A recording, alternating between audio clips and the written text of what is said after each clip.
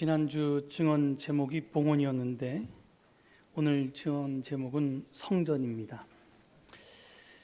지난주 증언 제목도 아마 제목만 보고 제가 무슨 말을 할지 잘 짐작이 안 가셨을 텐데요.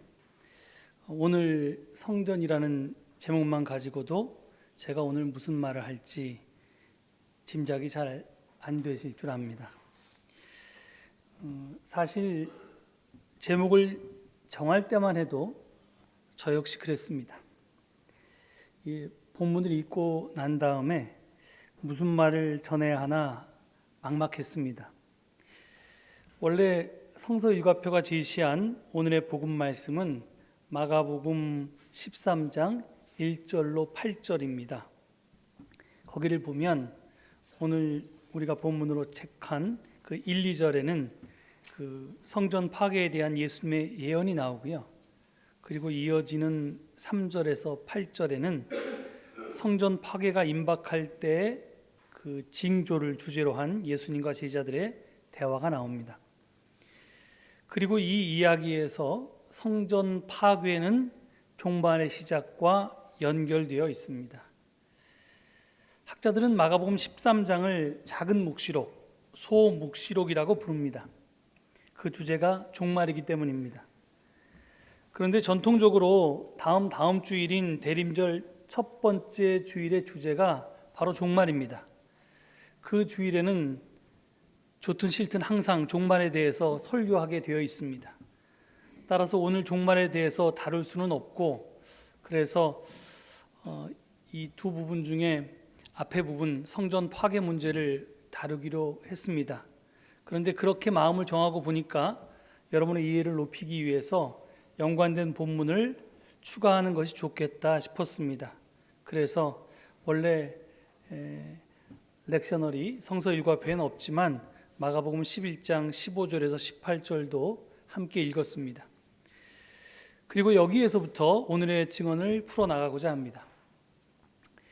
우리가 잘 알고 있듯이 예수님은 주로 갈릴리에서 활동하셨습니다. 공생의 주 무대는 유대 지역이 아니었고 갈릴리 지역이었습니다. 그러다가 당신 생애 마지막에 유대 땅 예루살렘으로 올라가셨습니다.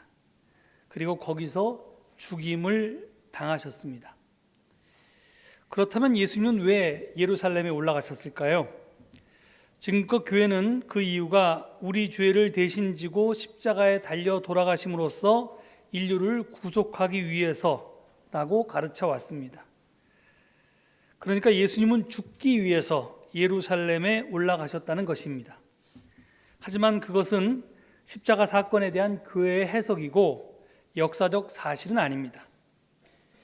십자가는 예수님 생의 목적이 아니고요, 예수님 생의 필연적인 결과였습니다. 예수님은 죽으러 예루살렘에 올라간 것이 아니었고 예루살렘에 올라갔기 때문에 죽은 것입니다. 아니, 정확하게 말하면 예루살렘에 올라가서 무엇인가를 했기 때문에 죽임을 당한 것입니다. 그 무엇인가 중에서 가장 결정적인 사건이 오늘의 첫 번째 복음 말씀인 마가복음 11장 15절에서 18절에 나와 있습니다. 그것은 흔히 성전 정화나 성전 숙정으로 잘 알려져 있는 사건입니다. 이 사건으로 인해서 예수님은 죽음에 성큼 다가섭니다. 그래서 본문 18절은 대제사장들과 율법학자들이 이 말씀을 듣고서는 어떻게 예수를 없애버릴까 하고 방도를 찾고 있었다, 이렇게 전하고 있습니다. 이제 예수님의 적대자들은 예수님을 없애버려야겠다는 그런 생각을 넘어서 구체적인 행동에 나서게 된 것입니다. 마침 최근에 수요 성경 공부 우리 마가에게 예수의 길을 묻다 해서 이 부분을 공부했습니다. 요즘 자발적으로 하산하신 분들이 계셔서 성경 공부 안 나오시는 분이 계신데 하여간 지금 저희가 이 부분을 공부하고 있습니다. 그때 제가 요즘 역사적 예수학자들은 이 사건을 성전 정화나 성전 숙정이 아니라 성전 파괴라고 보아야 한다고 주장한다고 했습니다. 정화라고 하는 것은 불순하거나 더러운 것을 깨끗하게 하는 것을 뜻합니다. 또 숙정이라고 하는 것은요, 부정을 엄격하게 단속해서 바로잡는 것을 뜻합니다. 그런데 그 예수님의 행위를 정화라고 부르던 아니면 숙정이라고 부르던 그 목적은 똑같습니다. 다시 고쳐 쓰겠다는 것입니다. 재활용이 목적입니다. 그런데요, 이제껏 예수님의 성전에서의 행위를 숙정이나 아니면 정화라고 보았다가 이걸 파괴라고 보게 되면 전혀 달라집니다. 파괴는 때려 부수거나 깨뜨려 헐어버리는 것입니다. 그러니까 다시 고쳐 쓰겠다, 이런 생각은 아예 없고요. 다시는 이것을 쓰지 않겠다, 이것을 폐기해버리겠다, 그러기 위해서 부숴버리겠다는 것입니다. 즉 재활용이 아니라 불활용이 그 목적입니다. 우리는 11장에 나오는 예수님의 행위가 성전 정화나 숙정이 아니라 상징적인 성전 파괴 행위였다는 사실을 오늘의 두 번째 복음 말씀인 마가복음 13장에서 분명히 확인할 수 있습니다. 거기서 예수님은 제자들이 예루살렘 성전을 보고 1절을 보면 선생님 보십시오, 얼마나 굉장한 돌입니까? 얼마나 굉장한 건물입니까? 하고 감탄하고 있을 때 이렇게 말씀하십니다. 너는 이 큰 건물들을 보고 있느냐? 여기에 돌 하나도 돌 위에 남지 않고 다 무너질 것이다. 이 말씀은요, 누가 들어도 예루살렘 성전의 정화나 숙정에 대한 촉구일 수 없습니다. 분명한 성전 파괴 예언이고 또 성전 멸망 선언입니다. 이렇듯 마가복음 11장과 13장은 주제적으로 수미 상관을 이루고 있습니다. 그렇다면 예수님은 예루살렘 성전에 무엇을 파괴하시려고 하셨을까요? 마가복음 11장에 따르면 예수님 일행은 종료주일에 예루살렘에 입성하자마자 바로 성전에 들어가셨습니다. 그리고 거기서 이것저것 모두를 둘러보고 날이 저물자 예수님의 일행은 베다니로 물러가셨습니다. 이튿날 날이 밝자 예수님 일행은 다시 예루살렘 성전으로 찾아가셨습니다. 왜 가셨을까요? 제사를 드리러 가셨을까요? 만약에 예수님의 일행이 단순한 순례자였다면 마땅히 그랬을 것입니다. 하지만 예수님이 성전에서 하신 일은 모두의 예상을 깨는 일이었습니다. 예수님은 성전 뜰에 들어가서 거기서 물건을 사고 파는 사람들을 내쫓으셨습니다. 그리고 환전상들의 탁자와 비둘기 장수들의 의자를 둘러 엎으셨습니다. 성전이 장마당도 아닌데 물건을 사고 파는 사람들은 누구였고 또 환전상들은 또 누구였으며 왜 비둘기를 팔고 샀을까요? 본문 15절이 말하는 성전 뜰에서 팔고 사는 사람들은 제사에 관련된 물건들을 팔고 사는 사람들이었습니다. 당시의 제사 제도는 복잡했고요, 제사에 필요한 물건도 많았습니다. 그 중에는 사제가 준비해야 할 것들도 있었지만 제사를 바칠 사람이 준비해야 할 것들도 있었습니다. 이들은 그런 물건들을 파는 사람들이었습니다. 돈을 바꿔주는 사람과 비둘기를 파는 사람도 마찬가지였습니다.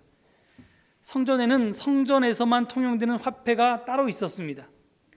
성전 화폐는 성전 밖에서는 쓸 일도 없고 쓸 수도 없었습니다. 성전에서만 쓰이는 돈이었습니다. 제사를 드리러 온 사람들은 자기가 갖고 온 돈을 성전 화폐로 바꾸어야지만 제사에 필요한 물건들을 살 수가 있었습니다. 또 헌금할 때에도 이 돈만 써야 했습니다. 환전상이 필요했던 이유가 바로 여기에 있었습니다. 또 비둘기는 가난한 사람들이 바치는 가장 값싼 재물이었습니다. 그래서 환전상과 비둘기를 파는 사람들이 성전 마당에 있었던 것입니다. 만약 이들이 없었다면 제사를 드리러 온 순례자들은 큰 불편을 겪었을 것입니다. 재물을 들고 아주 먼 길을 여행해야 했기 때문입니다. 하지만 순례자들이 그런 불편을 무릅쓰고 재물을 직접 자기 집에서 들고 와도 제사장들에게 퇴짜 맞기가 일쑤였습니다. 제사장들은 이런저런 흠을 잡아서 가지고 온 재물을 받아주지 않았습니다. 그래서 성전에서 물건을 팔고 사는 사람들과 제사장들이 그리고 환정상과 비둘기 파는 사람들이 결탁을 해서 다 한 통속이 되어서 제사장을 이 등에 업고 이득을 챙겼습니다. 부당한 이득을 챙겼습니다. 저들과 제사장들 사이에는 검은 거래가 있었다는 말입니다. 그래서 본문 17절에서 예수님은 기록한 바 내 집은 만민이 기도하는 집이라고 불릴 것이다 하지 않았느냐? 그런데 너희는 그것을 강도의 소굴로 만들어 버렸다고 비판하신 것입니다. 강도의 소굴이라, 매우 충격적인 말씀입니다. 이를 듣던 유대인들, 특히 제사장을 위시한 종교 지도자들은 엄청난 충격을 받았을 것입니다. 예수님이 자기들을 강도라고 불렀으니 말입니다. 그런데 우리는 예수님의 이 비판을 좀 더 깊이 들여다보아야 할 필요가 있습니다. 17절은 기록된 바라고 하는 말로 시작하는데, 여기서 이 말씀이 기록되어 있다는 말 아닙니까? 그럼 이게 어디에 기록되어 있다는 말일까요? 당연히 성경에 기록되어 있다는 말이겠죠?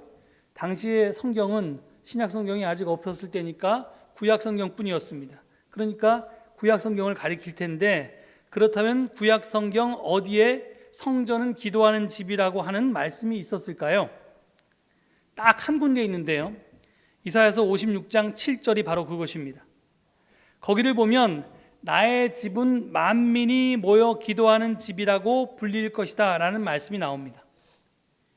그런데 이 말씀 바로 앞에는요, 그들이 내 제단 위에 바친 번제물과 희생제물을 내가 기꺼이 받을 것이니 라는 말이 있습니다. 그러니까 지금 성전에서 제사가 바쳐지고 그들이 제사를 드릴 때, 제물을 바칠 때 내가 그것을 기꺼이 받으며 그 다음에 이 집은 만민이 기도하는 집이라고 불릴 것이다 라고 하는 말씀이 이사야의 말씀입니다. 그런데 예수님은 의도적인지 아니면 확실히 그게 의도적이 아닌지는 잘 모르겠지만 하여간 번제물과 희생제물에 대해서는 언급하지 않으셨고 그냥 성전을 기도하는 집이라고만 지칭하셨습니다. 오늘날 우리에게는 교회에 나와서 기도하는 게 당연하게 들립니다. 하지만 당시 유대인에게는 그렇지가 않았습니다. 성전은 기도하는 집이 아니었습니다. 성전은 하나님이 계신 집이었고 성전은 제물을 드리는 집이었습니다. 성전의 목적은 기도가 아니라 제사였던 것입니다. 그런데 예수님은 성전을 가리켜서 기도하는 집이라고 부르셨습니다. 성전의 목적이 제사인데 제사를 딱 빼고 기도만 집어넣었다면 예수님이 의도가 없겠습니까? 아무리 다시 읽어도 이사야서의 말씀을 바탕해서 이 말을 읽어보면 예수님은 일부러 그러신 것 같습니다. 이 말은 제사 제도의 폐기를 의미한다고 밖에 읽을 수가 없습니다. 이런 저의 추측은 본문 16절에서 다시 한번 확인할 수 있습니다. 16절은 이렇게 증언합니다. 성전 뜰을 가로질러 물건을 나르는 것을 금하셨다.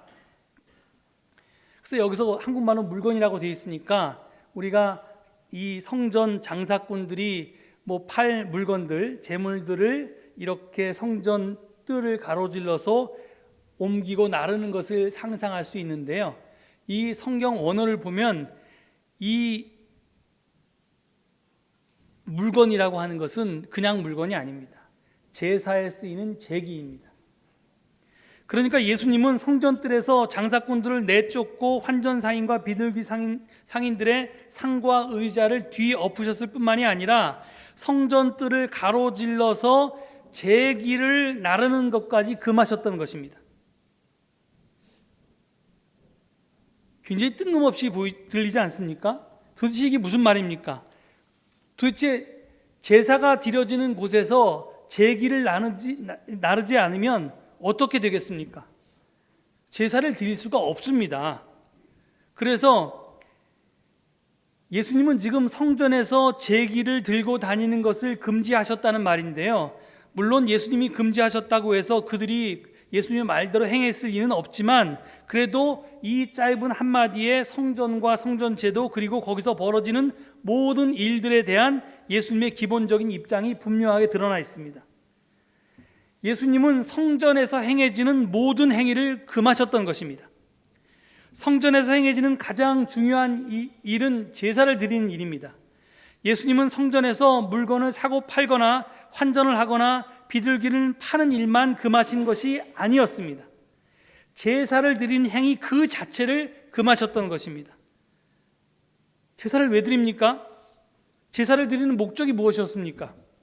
물론 다양한 이유와 목적이 있겠지만 가장 큰 목적은 죄를 지은 자가 하나님께 제물을 바침으로써 지은 죄에 대해서 하나님의 용서를 얻고 분노한 하나님의 마음을 좀 달래보려고, 하나님의 마음을 좀 풀어보려는 것이 그 목적이었습니다. 곧 제물로서 하나님의 마음을 사려고 했다는 뜻입니다. 예수님은 이런 신학의 기반을 두고 있는 제사제도 자체를 정론으로 부정하셨던 것입니다. 말하자면 제사를 드릴 필요가 없다, 제사를 드리지 말라 하는 뜻이었습니다. 또한 본문 17절에서 예수님은 성전을 만민이 기도하는 곳이라고 했습니다. 이것은 유대인들만을 위한 곳이 아니라는 뜻입니다. 성전은 제가 지난주에 말씀드렸죠. 물론 이방인들도 들어올 수 있었습니다. 그래서 물론 아무 이방인이나 들어올 수 없었고요. 하나님을 공경하는 사람, 유대인들의 율법을 공부하고 그것을 좀 따라 살려고 노력하는 사람이 이방인들의 뜰까지 들어올 수 있었습니다. 그리고 유대인 여성들은 여성들의 뜰까지 들어올 수 있었고, 남성들은 이방인의 뜰이나 여성들의 뜰이나 남성들의 뜰까지 들어올 수 있었고, 하여간 이렇게 구분되어 있었다고 제가 말씀드렸는데, 하여간 성전은 기본적으로 유대인들을 위한 공간이었습니다. 유대인들이 와서 제사를 드리는 유대인들만을 위한 곳이 성전이었는데, 그것이 아니라 예수님은 만민이 와서 기도하는 만민의 집이라고 말씀하셨습니다. 이 말 역시 우리 이방인들에게는, 우리가 이방인이니까요, 대수롭지 않게 들리겠지만 하나님의 선택받은 백성인 이스라엘 사람들에게는 자기의 특권을 완전히 부정하는 선언으로 들렸을 것입니다. 예수님은 지금 너희들이 유대인이라고, 하나님의 선택받은 하나님의 백성이라고, 선민이라고 웃기지 말아라, 지금 이렇게 말씀하고 계신 것입니다. 정말 돌들로도, 길가의 돌들로도 아브라함의 자손들을 만들 수 있다는 겁니다. 지금 이 성전은 하나님이 만인을 위해서 개방한 곳이다라는 말씀을 하는 겁니다. 예수님의 하나님 나라 복음 선포로 시작되는 새로운 세상에서 성전은 만민이 기도하는 집입니다. 만민이 각자의 기도 제목을 내놓고 함께 기도하며 영적인 교제를 나누는 곳입니다. 놀랍지 않습니까? 그러면 제사는 어떻게 됩니까? 1,000년 이상 거기서 하나님께 드려온 제사는 어떻게 되는 겁니까? 당연히 폐기됩니다. 이건 말 그대로 혁명이었습니다. 사람이 하나님과의 관계를 맺는 기존의 방식을 뒤집어 엎고 새로운 방식을 만들자는 선언이었습니다. 이방인과 유대인과의 구분을 없애고 짐승을 잡아서 제사를 드리는 짓도 하지 말고 성전을 만민이 기도하는 집으로 만들자는 이야기입니다. 이런 말씀을 듣고 그들이 가만히 있을 수 있었겠습니까? 대제사장들과 율법학자들이 이 말씀을 듣고 어떻게 예수를 없애버릴까 하고 방도를 찾기 시작했다고 제가 앞서 소개했습니다. 이전에도 이들은 예수님의 가르침과 행동을 못마땅하게 생각했습니다. 하지만 죽이려고까지 하지는 않았습니다. 하지만 이번에 그들은 생각을 바꿔서 예수님을 죽일 결심을 하고 방법을 찾기 시작했다는 것입니다. 예수님은 성전 파괴를 예고했습니다. 성전 멸망을 선언했습니다. 그렇습니다. 예수님은 기존의 종교 제도, 종교 체제, 이것을 전적으로 거부하고 부정하셨던 것입니다. 성전은 없어도 된다는 것입니다. 아니, 없어져야 한다는 것입니다. 그렇다면 그 대안이 무엇이겠습니까? 성전은 하나님이 계신 곳이었고 하나님과 만나는 곳이었습니다. 그 성전을 없앤다면 사람들은 하나님을 어디에서 만날 수 있고 하나님은 어디에 머무실까요? 성전이 없어져서 하나님은 이 세상에 계실 때가 없어서 하늘로 올라가셨을까요? 그렇다면 우리는 이제 하나님을 어디서 만날 수 있단 말입니까? 예수님은 성전을 없애자고 했지만 그렇다고 해서 하나님이 계신 곳을 없애자든지 하나님과 만날 일이 필요 없다든지 죄 용서가 쓸데없는 짓이라고 말한 적은 없습니다. 예수님에게는 분명한 대안이 있었습니다. 성전을 대체할 그 무엇을 염두에 두고 있었던 것입니다. 그런데 사실은 성전을 부정한 최초의 사람은 예수님이 아닙니다. 세례자 요한입니다. 세례자 요한은 성전 제사 대신에 세례를 대안으로 내놓았습니다. 모든 사람들이 종말이 가까웠으니까 요단강에 나와서 죄를 고백하고 회개의 세례를 받아라, 이렇게 얘기했습니다. 그래야지만 구원이 있을 수 있다고 얘기했습니다. 그러니까 세례자 요한의 이 세례 운동은 한마디로 말해서 예루살렘 성전에 가서 아무리 제사를 드려봤자 소용이 없다는 겁니다. 죄의 용서는 지금 그곳에서 이루어지는 것이 아니라 바로 여기에서 이루어진다, 이 세례 행위에서 이루어진다 하는 것이 바로 세례자 요한의 주장이었습니다. 죄의 사함의 제사 대신에 죄의 사함의 세례를 그는 선포했던 것입니다. 그럼 예수님은 어떤 대안을 내놓았을까요? 예수님의 대안은 세례가 아니었습니다. 복음서에는 예수님이 세례를 줬다는 보도가 거의 없습니다. 그런 흔적이 있기는 하지만 그것의 의미는 매우 축소되어 있습니다. 그럼 세례가 아니라면 무엇이었을까요? 예수님은 어디서 사람들의 용서를, 죄의 용서를 선포하셨습니까? 그것은 병자들의 병을 고치던 현장이었습니다. 우리가 잘 알다시피 예수님은 여러 번 병자들을 고쳐주셨습니다. 우리는 그것을 치유기적이라고 부릅니다. 이 치유기적 사건에서 우리가 주목해야 할 점은 예수님이 환자를 고쳐주시고는 그대의 죄가 사함을 받았다라고 말씀하셨다는 것입니다. 이 대목에서 우리가 그냥 지나치지 말아야 할 점은 이와 같이 용서가 이루어진 곳이 어디였냐 하는 것입니다. 당시의 용서는 성전에서 이루어지는 종교적 행위였습니다. 그들은 성전에서 대속의 제물을 바침으로써 용서가 이루어진다고 믿었습니다. 그런데 예수님은 성전이 아니라 환자가 있는 현장에서 죄의 용서를 선언하셨던 것입니다.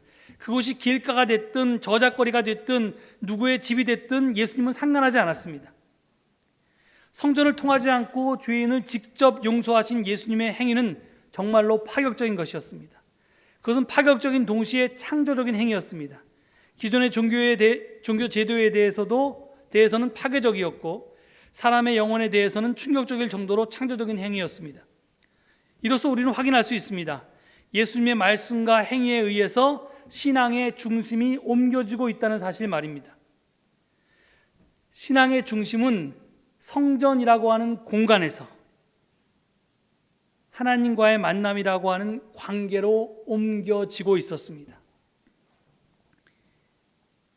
공간이 아니라 관계가 새로운 종교의 패러다임이라는 겁니다.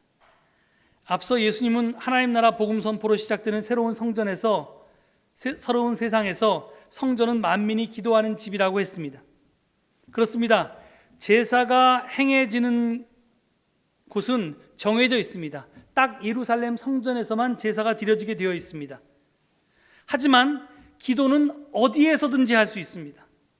따라서 예수님의 말씀대로 성전이 기도하는 집이라면 그 집은 마땅히 흩어져서 깨어져서 세상 곳곳에 존재해야 하는 것 아닙니까? 제사는 구별된 곳에서 바쳐지지만 기도는 세상 안에서 삶의 현장에서 드려지는 게 맞습니다. 성전이 기도하는 집이라면 그 집은 세상 한가운데 존재해야 하고 삶의 현장 한복판에 있어야 합니다. 즉 성전이 하나님 계신 곳이 아니라 하나님 계신 곳이 바로 성전이어야 하는 것입니다. 이것이 오늘 복음 말씀이 우리에게 전하는 중요한 메시지입니다. 그렇다면 우리는 물어야 합니다. 지금 하나님은 어디에 계십니까?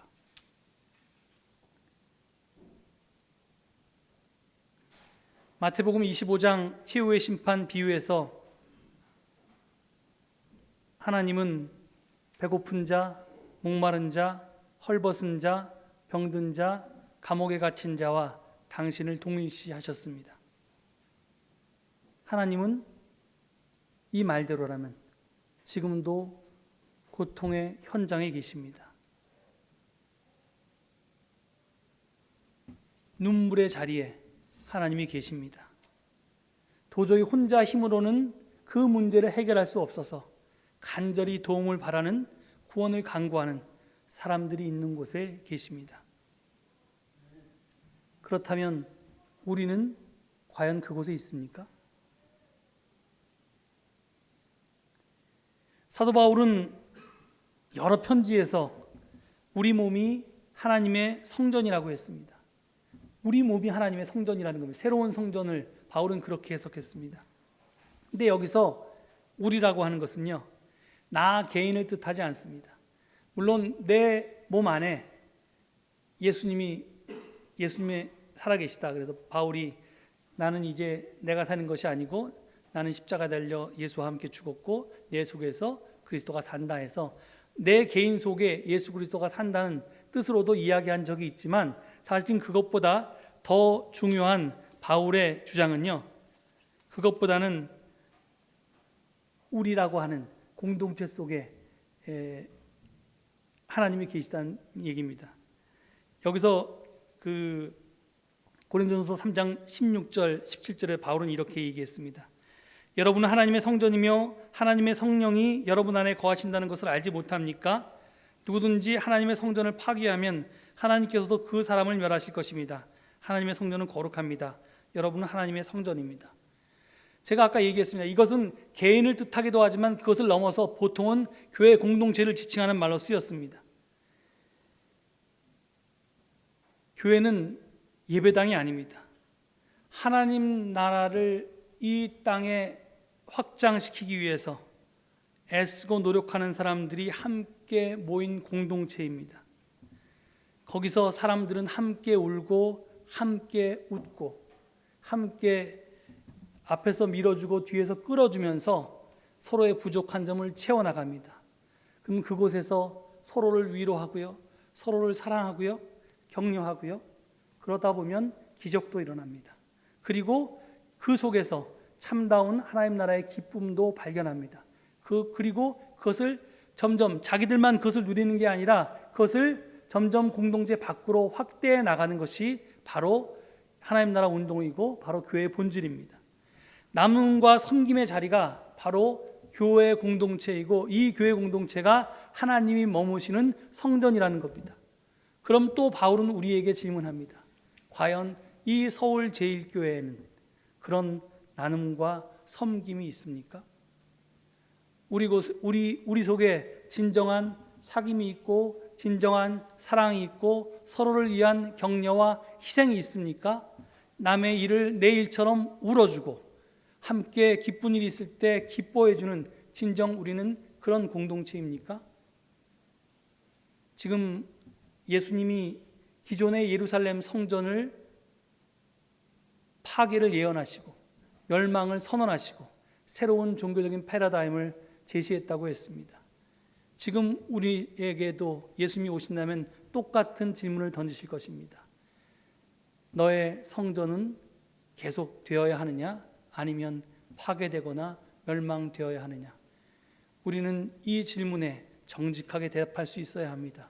그리고 진정 우리들이 있는 현장이 예수님이 계신 현장이 되어야 하고 또 우리들의 교회가 예수님의 하나님 나라 운동을 앞장서 실천함으로써 진정으로 파괴될 대상이 아니라 확장시켜야 될 새로운 성전이 될 수 있기를 간절히 축원합니다. 기도하시겠습니다. 하나님, 우리는 예수님의 성전 파괴 예언을 들으면서 먼 옛날 예루살렘 성전만을 생각합니다. 하지만 예수님은 우리의 공동체를 보고도 똑같은 말씀을 하십니다. 그 말씀 앞에 우리들 정직하게 설 수 있게 하옵소서. 진정으로 이곳에 하나님이 계시게 위해서 우리가 하나님 계신 곳을 찾아갈 수 있게 하시고 진정으로 하나님의 사랑과 나눔과 섬김이 이곳에 있게 하옵소서. 감사드리며 예수 그리스도 이름 받들어 기도 올립니다. 아멘.